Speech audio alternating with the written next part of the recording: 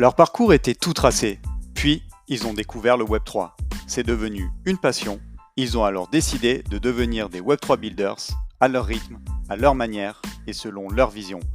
Inspirez-vous de leur histoire incroyable et devenez, vous aussi, un builder. Je suis Romain Milon, recruteur de passionnés du Web3 et cofondateur de Bounty Chasseur, la solution qui démocratise le recrutement par recommandation, pour vous permettre de recruter de nouveaux talents de manière rapide et ultra compétitive. Contactez-moi sur LinkedIn pour déposer votre première offre sur Bounty Chasseur. Avant ce nouvel épisode, je tenais à vous préciser que nous ne donnons pas de conseils en investissement financier dans ce podcast.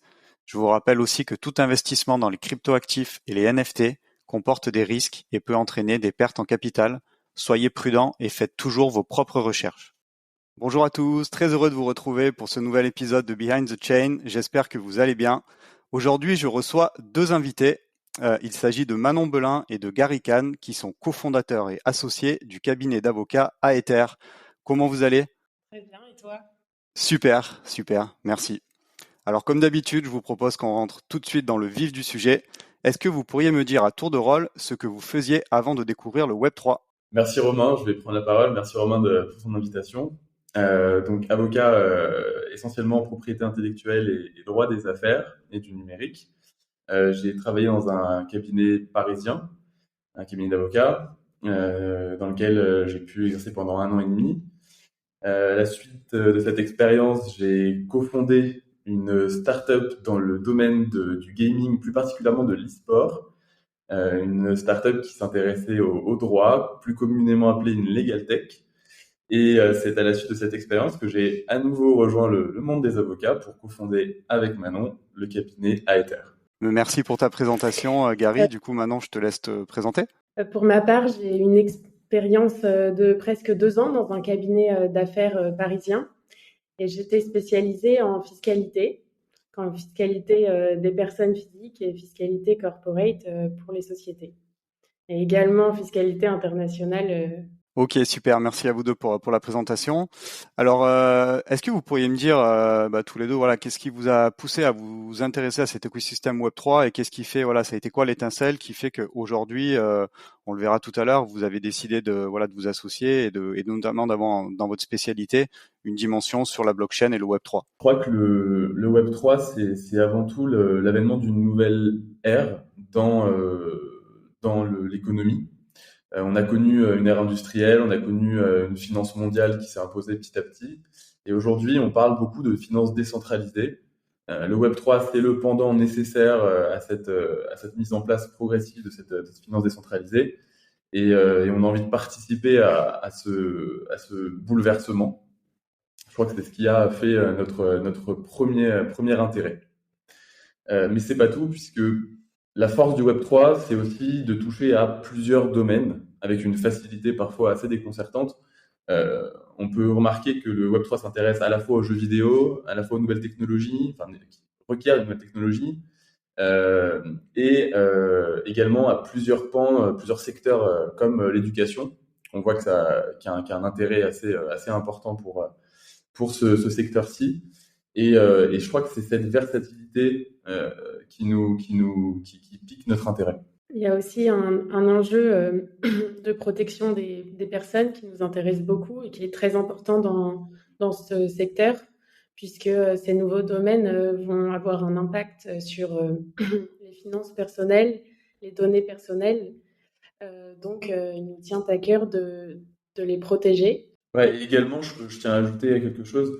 Il y a quand même cette dimension de protection individuelle, protection du particulier. On voit avec toutes les obligations KYC qui tournent autour de cet écosystème Web3, qui sont d'ailleurs reprises dans les projets de loi européens dont on va forcément parler. Et je crois que ça, c'est des choses qu'on veut absolument dont on veut s'imprégner pour délivrer justement le meilleur conseil, le meilleur accompagnement à nos clients. Puis on a de la chance aussi de se trouver en France, puisque la France a eu un vrai rôle au sein de la production législative au niveau de l'Union européenne, puisque le projet de loi MICA a été inspiré en partie de la loi Pacte. Ce qui est important de souligner quand même, c'est le rôle qui n'est pas anodin de la France dans cette participation à l'élaboration d'un arsenal législatif autour du Web3. Parce que qui dit nouvelle ère, comme voilà, ce que j'ai appelé être une nouvelle ère, dit nécessairement encadrement, appelle nécessairement un encadrement. Et on est en plein dedans. C'est-à-dire qu'on a cette chance, nous, en tant qu'avocats, en tant qu'auxiliaire de justice, de participer à cette, en tout cas d'y assister, d'assister à ce nouvel arsenal législatif qui est en train d'être créé. Et puisque nous y assistons, nous sommes à même déjà d'émettre des avis, de critiquer, de le comprendre à la racine, de se l'approprier, et donc de savoir le manier. Peut-être plus que si on arrivait bien plus tard et qu'on devait justement retracer tout le cours. Je crois que c'est ça qui fait véritablement également l'intérêt qu'on porte pour cet écosystème. Et les productions législatives européennes le montrent bien. On a donc ce projet MICA, le TFR, qui tous balisent différentes mesures qui vont concerner les particuliers, qui vont concerner les sociétés. Et nous, avocats, on a quand même à cœur de maîtriser, de savoir manier ces concepts pour l'adapter aux besoins de notre client. Ok, merci, très intéressant. Alors effectivement, on a vu pas mal d'acteurs de l'écosystème. Alors certains critiquaient Mika parce que effectivement c'était comme tout, enfin je pense comme tout texte vient imposer des contraintes législatives, mais on a aussi tout un pan d'autres acteurs. Et je pense que c'est votre cas qui, au contraire, viennent dire non, ça pose des bases et ça va permettre à un certain nombre d'acteurs aussi, bah voilà, d'y voir clair et de se dire sous quelles conditions ils peuvent venir s'installer en Europe. On a vu d'ailleurs récemment, Crypto.com qui vient de décider d'installer son siège en Europe. Donc j'imagine que, et c'est ce que vous venez de nous dire, en fait pour vous c'est finalement plutôt une opportunité qui va permettre de construire un peu plus sereinement dans les prochaines années. D'autant plus que ce qui peut apparaître comme une difficulté pour des projets peut se révéler en réalité être une force. C'est-à-dire que, on va prendre un exemple, les obligations KYC, oui, on sent bien que c'était pas ce qui était prévu initialement dans le projet finance décentralisée, ça je l'accorde. C'est plutôt arrivé comme une bombe. Pour autant, ça peut devenir une force si la société, si le projet s'en accapare, le tourne de la meilleure manière, et arrive en fait à convertir, à rassurer sa clientèle grâce justement à ces obligations qui étaient à l'origine des obligations et qui finalement deviendront des atouts marketing, des atouts business. Et ça, je suis convaincu que les sociétés, les projets les plus résilients se l'accapareront magnifiquement. Et c'est aussi pour ça qu'on veut les accompagner. On s'accorde aussi à penser qu'on a besoin de cette réglementation pour pouvoir donner confiance, une confiance, on va dire, globale, pour démocratiser tous ces projets et cet écosystème dans notre société. Je voudrais rajouter également quelque chose. Ce qui nous a poussé également à nous intéresser à cet écosystème, c'est la proximité qu'on ressent avec les porteurs de projets. C'est une population qui est essentiellement assez jeune, hein. Bon, on a de tout évidemment, mais qui est plus jeune que ce qu'on a l'habitude de voir dans notre métier, qui est très créative, qui n'a pas peur de contrarier l'opinion, qui n'a pas peur de s'embarquer dans des aventures un peu folles, de disrupter comme on dit. Et je crois que nous, en tant qu'avocats, pour faire un petit peu de storytelling, qui n'avons pas 30 ans, on a reçu également de nos pairs une forme d'assentiment négatif, d'avis négatif quand on parlait de notre projet d'installation. Donc on estimait qu'on était peut-être un petit peu trop fougueux pour s'installer aussi rapidement. Et je crois qu'on se retrouve en fait dans cet écosystème, dans ces porteurs de projets. Et quoi de mieux comment on pourrait rêver mieux qu'avoir une clientèle qui nous ressemble finalement. Ok, très très intéressant. Alors justement, vous me tendez une perche avec voilà pour parler de votre association. Quand on préparait l'épisode, vous me disiez justement que c'était pas forcément la coutume de commencer à monter son cabinet, de s'associer très jeune, en dessous de 30 ans, et que voilà forcément vos pairs avec beaucoup plus d'expérience vous regardez avec un œil un peu interrogatif là-dessus. Est-ce que vous pourriez nous parler un peu justement de voilà comment on se lance, comment on décide de s'associer ensemble et c'est quoi votre histoire commune? Je pense que ça intéressera beaucoup nos auditeurs. Ouais, bien sûr. On a un petit peu de storytelling dans tout ça. On a, alors pour l'historique, Manon et moi, on s'est rencontrés en prépa du barreau. On avait à peu près 25 ans à cette époque. Et on avait monté un groupe de travail pour affronter cette épreuve avec d'autres camarades. Et on s'est retrouvés à travailler ensemble comme ça pendant quelques mois jusqu'aux oraux. Et ça s'est bien passé. Je spoil personne pour tous les deux. On s'est embarqué chacun dans l'aventure école d'avocat, les stages, etc. Puis on s'est retrouvés à l'heure de notre premier exercice professionnel, où on partageait tous les deux sur notre quotidien.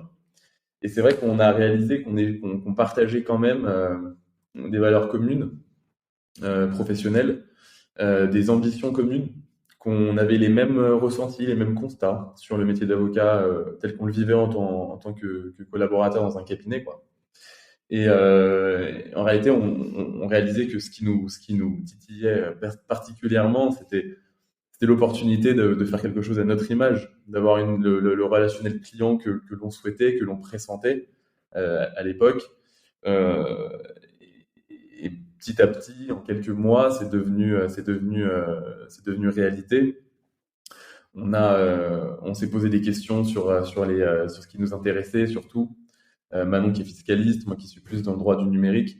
On s'est demandé comment on pouvait allier ces deux secteurs, et puis on est tombé, on suivait déjà depuis quelques mois, voire années, l'écosystème Web3, et on est tombé presque naturellement dessus, puisque c'est moi qui étais fan de jeux vidéo, qui suis fan de jeux vidéo, de monde virtuel, et Manon qui s'intéresse particulièrement à la tech.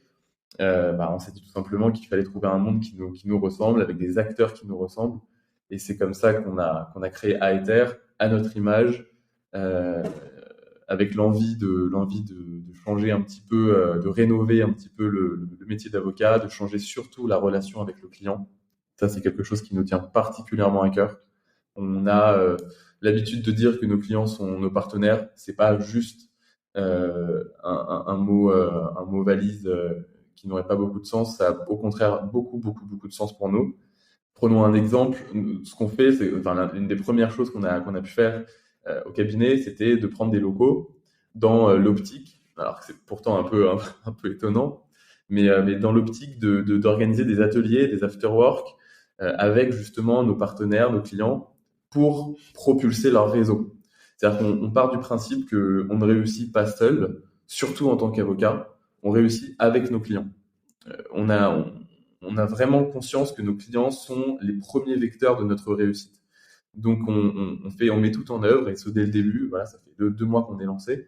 On met tout en œuvre pour justement leur faire passer les étapes le plus efficacement et le plus rapidement possible.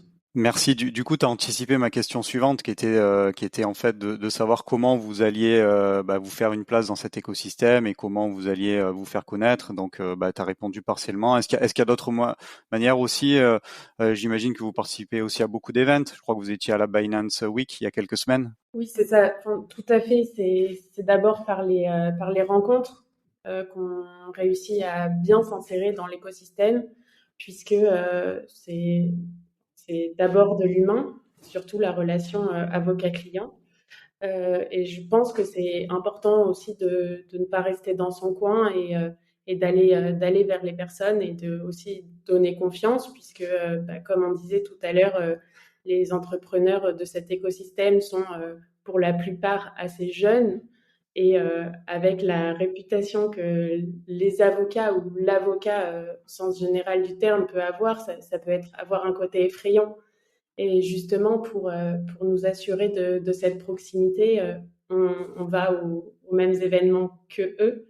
Et voilà, on pense que c'est la meilleure solution. Et effectivement, c'est du temps dans notre développement, mais c'est hyper important et on est très, très content de le faire.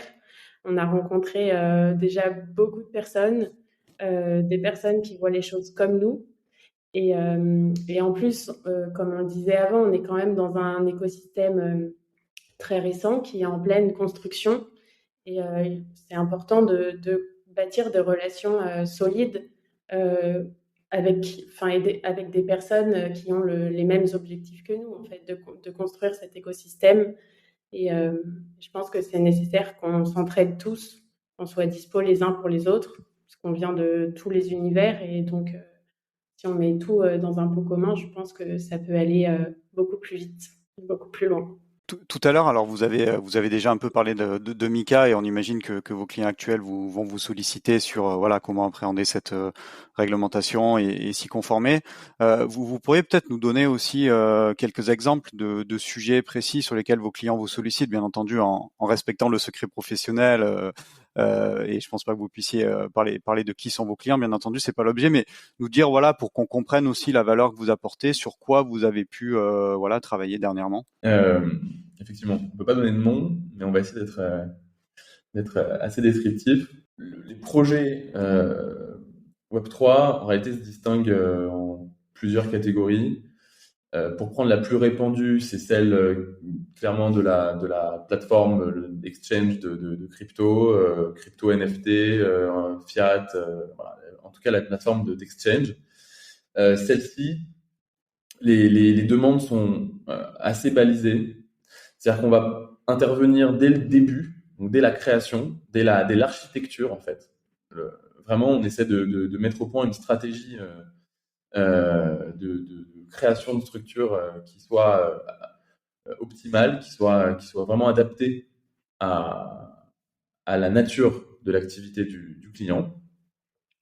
Ensuite, et c'est là que je vais peut-être te surprendre, Romain, mais je crois que notre première intervention, elle se situe même pas tant au niveau législatif ou juridique, mais elle se situe surtout au niveau du business, quoi, du core business.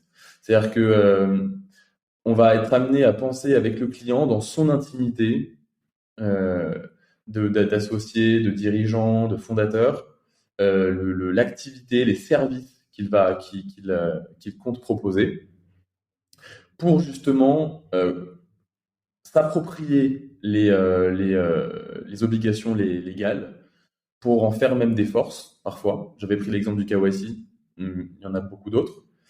Et c'est à la suite de ça, une fois qu'on a délimité, en fait, qu'on a créé véritablement avec lui, qu'on a co-créé, structuré le core business, que on va faire une espèce de roadmap juridique qui va nécessiter qui va comprendre plusieurs étapes. Alors là, pour ne pas toutes citer, on va avoir évidemment les visas AMF pour les fameux PSAN. On retrouvera l'agrément et l'enregistrement. L'agrément qui aujourd'hui est de plus en plus usité, c'est, je pense, véritablement le visa qu'il faudra solliciter à l'avenir, à peu près pour toutes les structures qui souhaitent s'investir dans ce secteur. On pourra y revenir si on a le temps. On a également beaucoup d'enjeux de protection. C'est-à-dire qu'on a beaucoup de clients qui proposent des NFT, ou qui les co-créent, en tout cas qui participent à l'élaboration des NFT. Et il faut pour cela protéger l'ensemble du process, de l'émission avec du contrat, à la protection avec des éléments de propriété intellectuelle. Et ça prend une partie essentielle de notre activité. Il y a aussi l'aspect structurel. Une société a besoin d'accompagnement, a besoin d'argent. Et donc, on les accompagne sur la structuration, comme on dit, corpo, hein, de leur société, de leur montage. On les accompagne également dans toutes leurs négociations avec les advisors, dont ils ont parfois un besoin assez important. Et également dans les négociations avec les investisseurs. Donc, on est amené à mener les négociations à leur côté, rédiger les contrats, voire faire une review et faire du markup de contrats de ces fonds ou de ces advisors, et donc de les accompagner comme ça, pas à pas, dans leur structuration. On voit que vous pouvez donc les accompagner sur une palette très très large. Voilà, j'imagine de la structuration initiale, en passant par, je sais pas, des sujets de régulatory, des sujets de propriété intellectuelle. Du coup, aujourd'hui, est-ce que vous travaillez aussi avec un réseau de confrères? Parce que j'imagine que des fois, sur des expertises très pointues, vous pouvez aussi, voilà, avoir besoin d'aller chercher des vrais experts sur un domaine très précis. Tout à fait, Romain. Alors, Manon est fiscaliste, ce qui nous offre, j'ai oublié de le préciser, mais ce qui nous offre une palette quand même assez large. On arrive on peut intervenir véritablement sur l'ensemble du process lorsque les enjeux sont maîtrisables pour nous.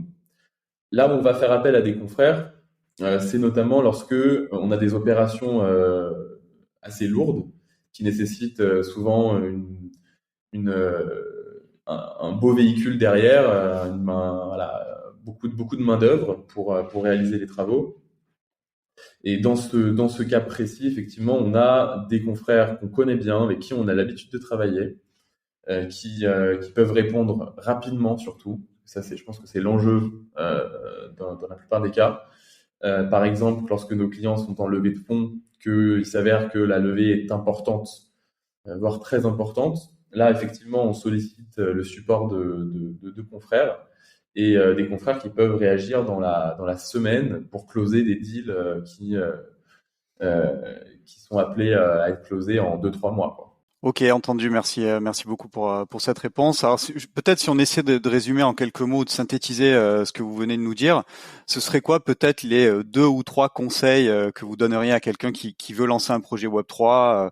Alors après, bien entendu, il y a une palette de projets qui peut être très large, entre un projet DeFi ou un projet de marketplace NFT par exemple, mais je sais pas, ce serait quoi le ou les 2-3 conseils clés que vous lui donneriez? On pense que déjà, c'est ne pas hésiter à se confier à son avocat, faire de l'avocat une personne de confiance pour pouvoir évoquer ses objectifs, ses doutes, et ce, le plus tôt possible, puisque c'est toujours mieux de structurer les choses dès le début plutôt que dans 6 mois, 1 an, se rendre compte que si on avait fait ça dès le début, ça serait mieux. Parce qu'aujourd'hui, on est quand même dans un domaine qui est très réglementé.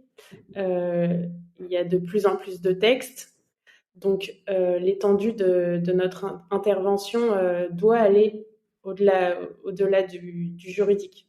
Comme Gary disait tout à l'heure, on doit comprendre exactement ce que fait notre client. C'est pour ça d'ailleurs qu'on s'est ultra spécialisé dans un domaine. C'est pour le connaître. L'objectif, c'est de le connaître par cœur pour pouvoir conseiller sur différentes choses. Ouais, c'est exactement ça. Je dis toujours que j'ai pas une société, un cabinet, mais j'en ai des dizaines et des dizaines. Je me vois, et je pense que Manon elle partage ce sentiment.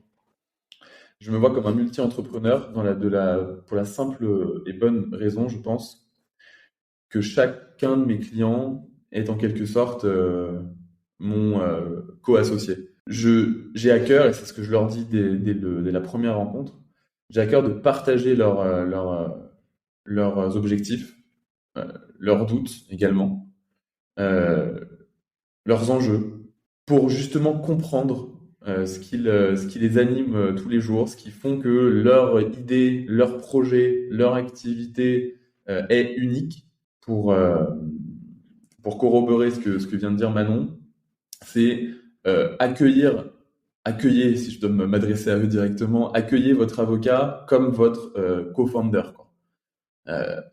Il est dans votre camp, donnez-lui toutes les infos, toutes les cartes pour comprendre votre business, comprendre votre feuille de route et avancer véritablement ensemble, quoi. Je pense que tu seras surpris, Romain, mais il y a rien de juridique dans ces conseils. C'est d'être créatif. véritablement créatif. C'est-à-dire qu'on est dans une industrie où on voit qu'il y a des dizaines et des dizaines de projets toutes les semaines, des nouvelles idées.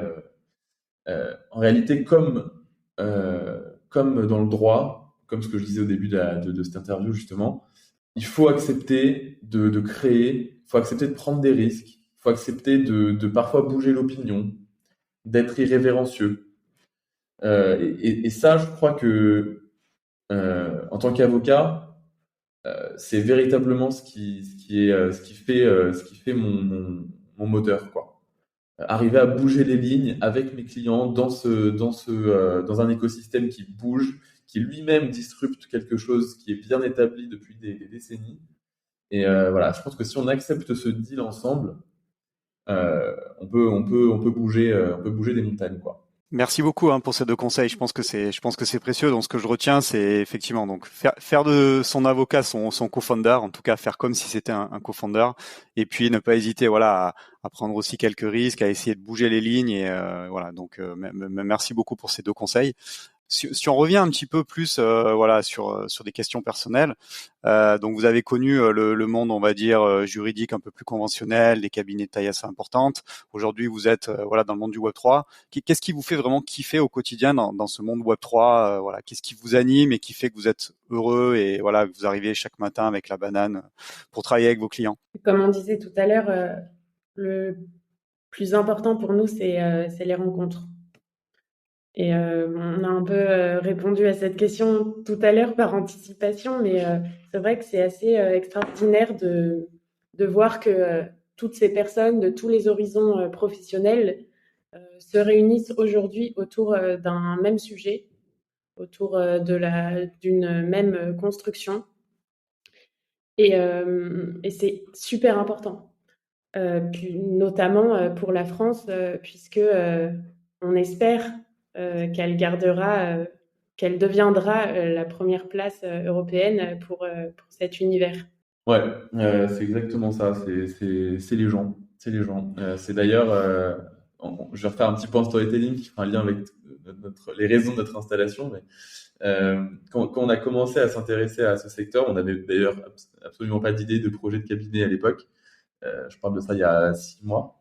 On, on, on allait souvent au salon, aux expos, aux ateliers, aux discussions autour du Web3 organisés à Paris et ailleurs. Et, euh, et quand on sortait de là avec Manon, notre débrief portait toujours sur le même élément. Euh, on arrivait à la conclusion assez simple que en fait les gens qu'on venait de rencontrer pourraient être nos amis, quoi, pour être de véritables potes. Et c'est comme ça que c'est venu assez naturellement en fait. À l'issue de rencontres, à l'occasion de rendez-vous, d'expériences. Et c'est en fait ça qui fait figure de moteur tous les jours. C'est pour ça qu'on ne on compte pas notre temps et surtout pas notre énergie parce que ce sont des gens avec qui on se plaît être, quoi, tout simplement. Donc, Et c'est pour ça d'ailleurs, comme disait Gary tout à l'heure, qu'on a pris nos locaux, des locaux qui permettent d'accueillir des ateliers et des after-work qu'on va organiser par secteur, faire des soirées à thème métaverse, à thème gaming, crypto, NFT, pour pouvoir mettre en lien nos clients ou juste nos connaissances, nos amis, justement pour favoriser cette construction et les rencontres parmi tous les acteurs de ce domaine. oui, c'est-à-dire ça peut paraître légèrement paradoxal dans un écosystème où on plébiscite justement le métaverse, le virtuel. En fait, on a réalisé au fur et à mesure de ces rencontres que les gens avaient ce besoin de se voir, de discuter, de se rencontrer, de développer des liens en réel, quoi. Euh, et on s'est demandé comment on pouvait participer à ça en essayant de structurer comme on pouvait avec nos petits moyens.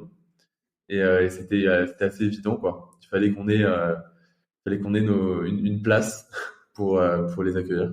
Ouais, je peux que partager ce que vous dites effectivement, et beaucoup d'invités avant vous l'ont aussi partagé. C'est vrai qu'on a vraiment le sentiment de voilà, on fait vraiment tous partie d'une communauté, et on n'a pas ce côté hiérarchique qui peut exister dans plein d'autres domaines, qui fait qu'en fait aujourd'hui tout le monde est accessible, on peut rapidement voilà, être aidé, on peut accéder à des founders de projets de manière très rapide, ce qui est très difficile dans des grosses structures.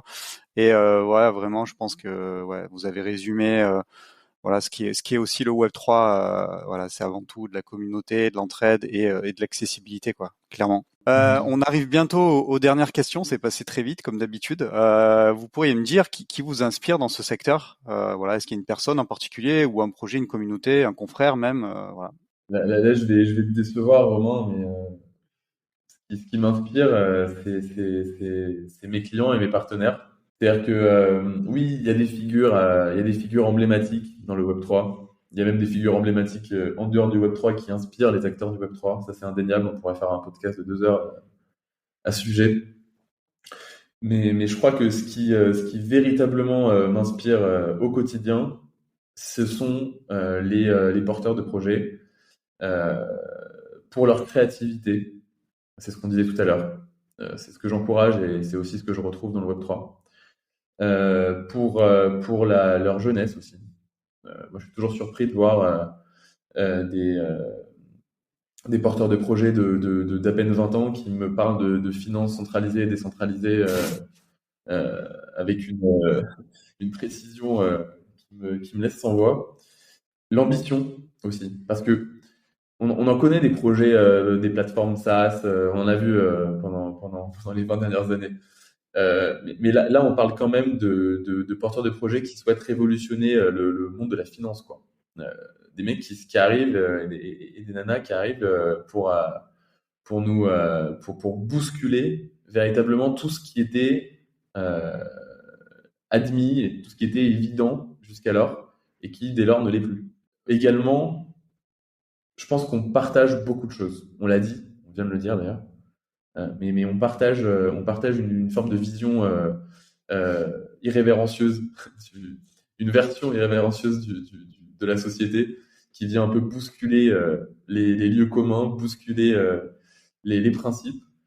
Et je crois que c'est ça qui, tous les jours, avec Manon, nous surprend. Merci à vous pour cette belle conclusion. On arrive déjà à la fin de l'interview. Effectivement, je pense définitivement que je vais changer cette question, parce que je ne vais plus demander qui vous inspire, mais ceux qui vous inspirent dans le secteur, parce que c'est aussi ça le Web3, c'est pas des individualités, mais c'est vraiment une communauté ou des communautés. Donc voilà, je pense que c'était la dernière fois que je poserai cette question comme ça.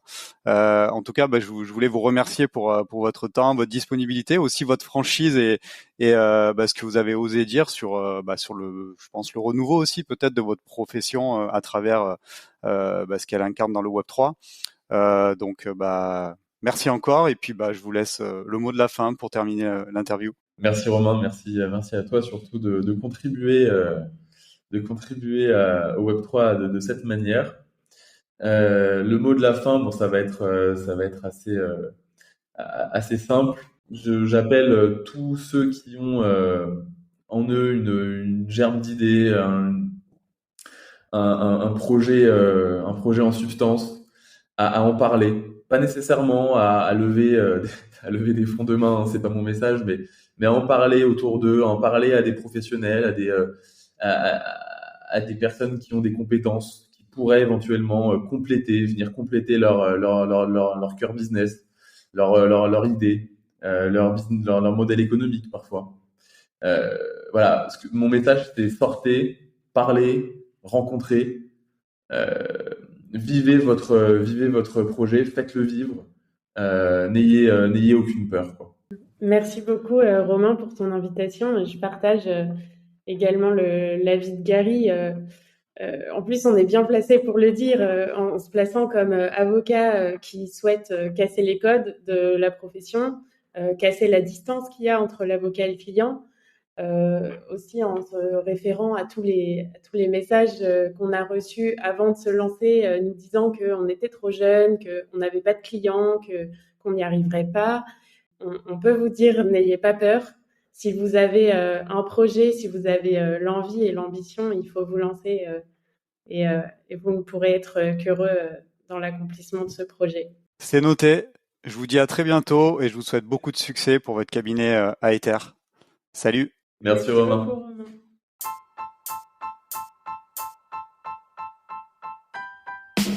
Merci d'avoir écouté cet épisode jusqu'au bout. Pour m'aider à propulser ce podcast, je vous invite à me laisser la meilleure note possible ainsi qu'un commentaire sympa. À très vite pour découvrir un nouveau talent du Web3.